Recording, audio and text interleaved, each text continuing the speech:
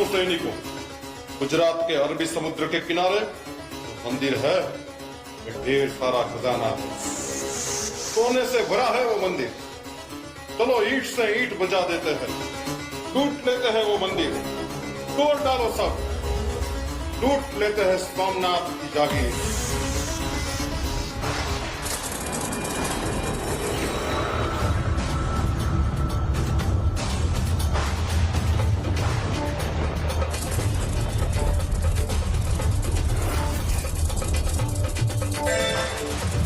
આ વાતના સમાચાર મારે કોઈ પણ રીતે હમીરજીને પહોંચાડવા જોઈએ.